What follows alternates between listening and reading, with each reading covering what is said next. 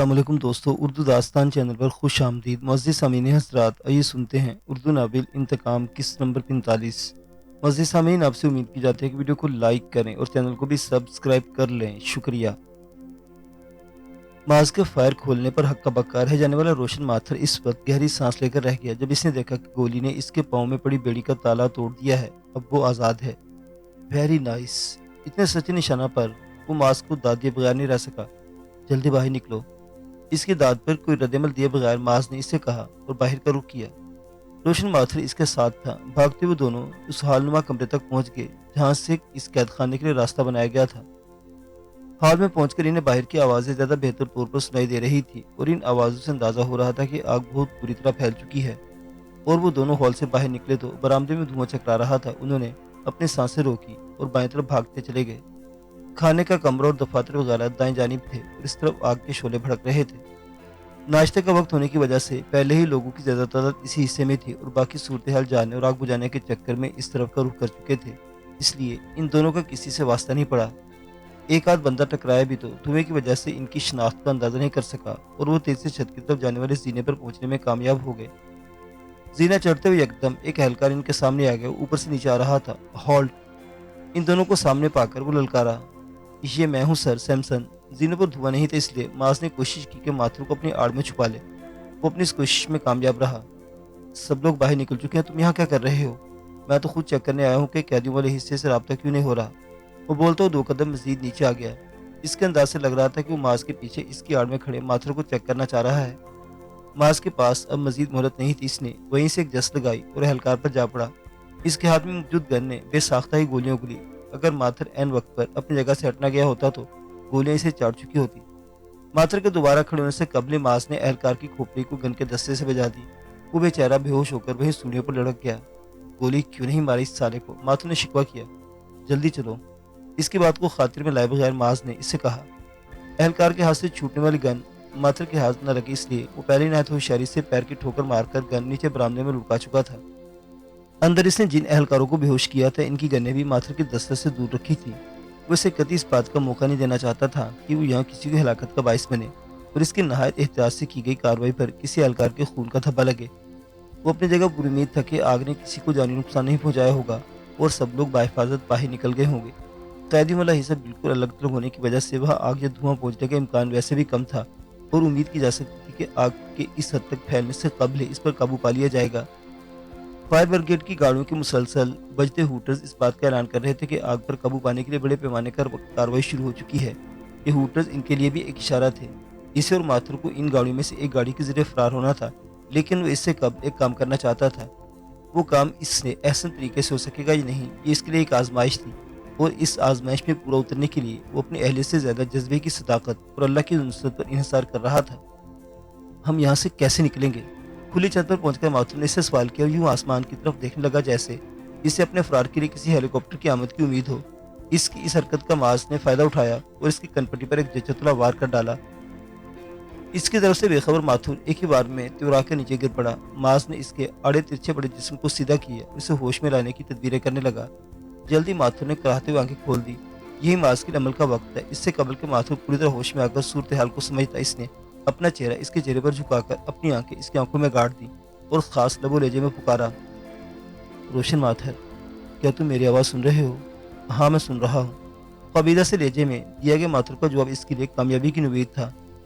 एक जलती हुई इमारत की छत पर फायर ब्रिगेड की गाड़ियों की हूटर्स के शोर में एक खतरनाक जासूस पर अमले तनवीन का तजर्बा ना तो प्रोफेसर विक्टर जैसा कोई माहिर कर सकता था, न ही क्लिनिकल साइकोलॉजी में डिग्री याफ्ता कोई और शख्स। ये सिर्फ मास कर सकता था जिसने कीर्थर की पहाड़ियों में फैजू जैसे पुरस्कार शख्स से फितरत के मुजाहरे के संग इस इल्म का इक्तसाब किया था। वो अपने आसपास वालों में हमेशा एक गैर मामूली लड़का तस्वुर किया जाता रहा था। इस वक्त वो अपने गैर मामूली होने का सबूत दे रहा था। इसने अपने वजूद की सारी तवानाइयाँ अपनी आंखों में सो दी और आंखों से खारिज होती तवानाई की गैर मामूली लहरें इसकी आवाज़ के संग मिलकर माथुर जैसे शख्स का दिमाग कंट्रोल कर रही थी। माथुर जैसा जासूस कोई मामूली आदमी नहीं होता। ऐसे लोग बहुत ठोक पर जाकर मुंतखब किए जाते हैं और खुसूसी तरबियत से लैस करके मैदान अमल में भेजे जाते हैं।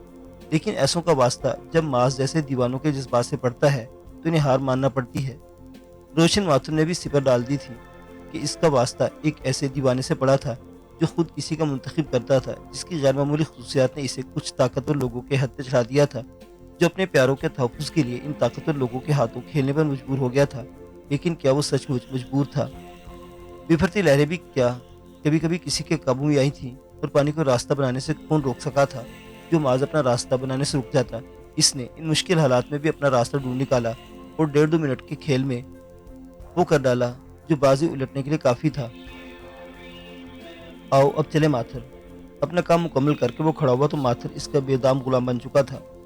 ماتھر کو اپنے سادے چھت کے جنوبی حصے میں پہنچا۔ طے شدہ منصوبے کے مطابق فائر بریگیڈ کی وہ مخصوص گاڑیاں وہاں موجود تھیں، جس پر لہراتا چھوٹا سا سفید جھنڈا اس کے لیے اشارہ تھا۔ اس سنگل سٹوری عمارت کی چھت اتنی بلند نہیں تھی کہ اس گاڑی تک پہنچنے کے لیے انہیں کسی ذریعے کی ضرورت ہوتی۔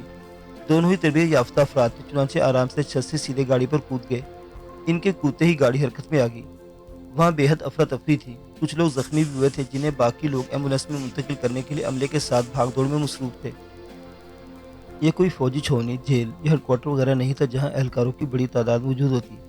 یہاں اہلکاروں کی بس ایک مخصوص تعداد ہی موجود تھی، جن میں سے کچھ اندر رہ گئے تھے، کچھ زخمی تھے اور کچھ اپنے ساتھیوں کی بقا کے لیے جدوجہد کر رہے تھے۔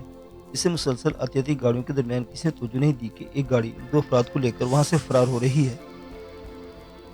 گاڑی سے آگے نکلی تو ماز نے دیکھا کہ کچھ افراد چھت پر چڑھنے کی کوشش کر رہے ہیں۔ یقیناً وہ لوگ سیڑھیوں کے راستے اندر جا کر اندر والوں کا حال جاننے کی کوشش کر رہے تھے۔ ان لوگوں کی بہتری کی دعا کرتا ہوا وہ اپنے ماحول میں واپس آ گیا۔ گاڑی میں اس کے اور ماتھر کے علاوہ 4 افراد مزید موجود تھے، جنہوں نے فائر مین کی مخصوص وردیاں پہن رکھی تھی۔ 5واں فرد ڈرائیور تھا۔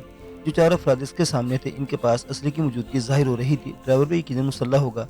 یہ محض خوش قسمتی تھی کہ وہ کسی مدبر کے بغیر وہاں سے نکلنے میں کامیاب ہو گئے تھے۔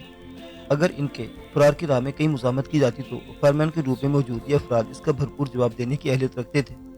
ایسی صورت میں نقصان کی شرح کافی بڑھ سکتی، اس لیے ماس کے حساب سے کامیابی سے فرار سب کے حق میں بہتر ثابت ہوا تھا، اور اب وہ مزید بہتری کے لیے ماتھر کو حرکت میں آنے کا منتظر تھا۔ کنکھیوں سے دیکھ رہا تھا۔ ماتھر بظاہر ہر طرف سے بے نیاز خاموشی سے سر جھکا بیٹھا ہوا تھا، لیکن ماز اس کے وجود میں ایسا تناؤ محسوس کر رہا تھا جیسے وہ شکاریوں کے نرغے میں پھنس جانے والا کوئی درندہ ہو۔ اس کے تیز سے پھولتے پچکتے نتنے اس کے اندرونی انتشار کا ثبوت دے رہے تھے۔ اس کی کیفیت ماس کے لیے باعث اطمینان تھی، اور وہ اپنی گن بے پرواہی سے زانوں پر رکھ کے ڈھیلے ڈھالے انداز میں بیٹھا ہوا تھا۔ پوری رفتار سے چلتی گاڑی تیزی سے فاصلہ طے کرتی ہوئی اپنی منزل کی طرف گامزن تھی۔ 4 میں سے 2 فائر مین اس کے سامنے بیٹھے ہوئے تھے، جبکہ 2 کھڑے ہوئے چکنے پن سے گرد و پیش کا جائزہ لے رہے تھے کہ کسی بھی غیر موافق صورتحال سے نمٹ سکے۔ انہیں نہیں معلوم تھا کہ جو فتنہ اٹھنا ہے اندر سے اٹھنا ہے، اور اس شخص نے اٹھانا ہے جس کے لیے انہوں نے اتنا کھڑا کیا ہے۔ سر جھکا کر بیٹھے ماتھر نے اپنا سر اٹھایا تو ماس کو اندازہ ہو گیا کہ وہ لمحہ آ گیا ہے جس کا اسے انتظار تھا۔ وہ خود کو ماتھر کی طرف سے مزید بے پرواہ ظاہر کرنے لگا، لیکن حقیقتاً وہ اس پر پورا دھیان رکھے ہوئے تھا۔ جب بھی تو جیسے ہی ماتھر نے اس کے زانوں پر رکھی گن پر ہاتھ ڈال کر پہلا فائر اسی پر کیا تو وہ پھرتی سے نیچے گر کر خود کو اس فائر کے زد میں آنے سے بچانے میں کامیاب ہو گیا۔ فائر کی آواز نے فائر مین کے روپ میں موجود 4 افراد کو چکایا، لیکن اس سے قبل کے اس صورتحال کو سمجھ کر کوئی ردعمل ظاہر کر پاتے، ماتھر سامنے بیٹھے دونوں افراد کو نشانہ بنانے میں کامیاب ہو چکا تھا۔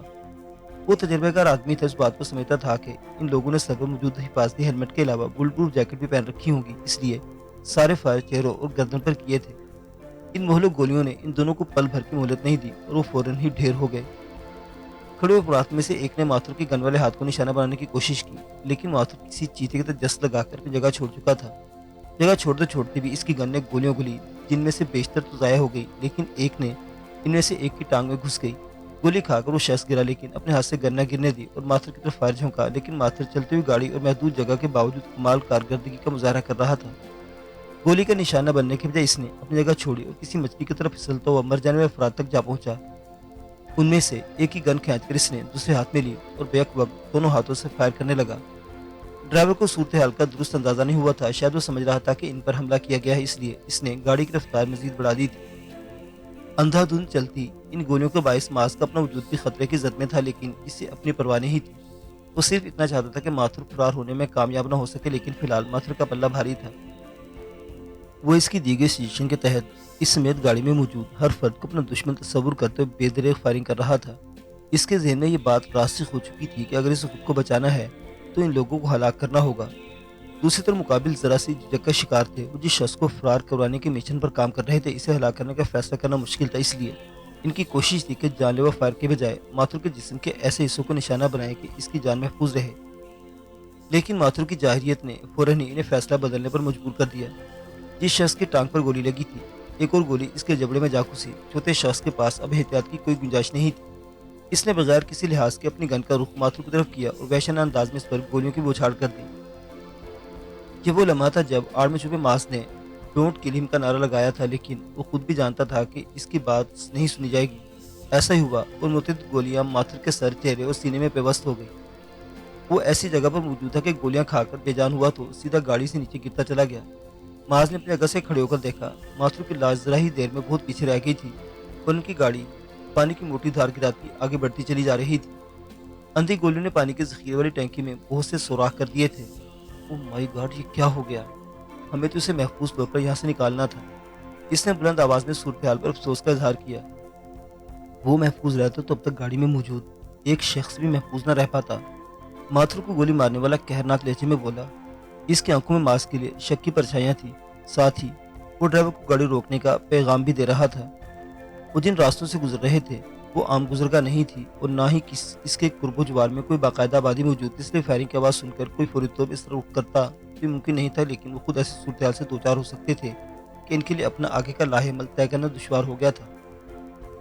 مجھے نہیں معلوم تھا کہ اچانک اس شخص کا دماغ کیوں الٹ گیا۔ میں اپنی جان داؤ پر لگا کر اسے وہاں سے نکال کر لایا تھا۔ اس نے پہلا ہی فائر مجھ پر کیا تھا۔ میں صرف اپنی خوش قسمتی سے بچ سکا ہوں۔ آج جس وقت اپنے صفائی میں جملے ادا کر رہا تھا، ڈرائیور بھی ان کے درمیان پہنچ گیا۔ ماتھر کو ہلاک کرنے والے نے اسے مختلف صورتحال سے آگاہ کیا۔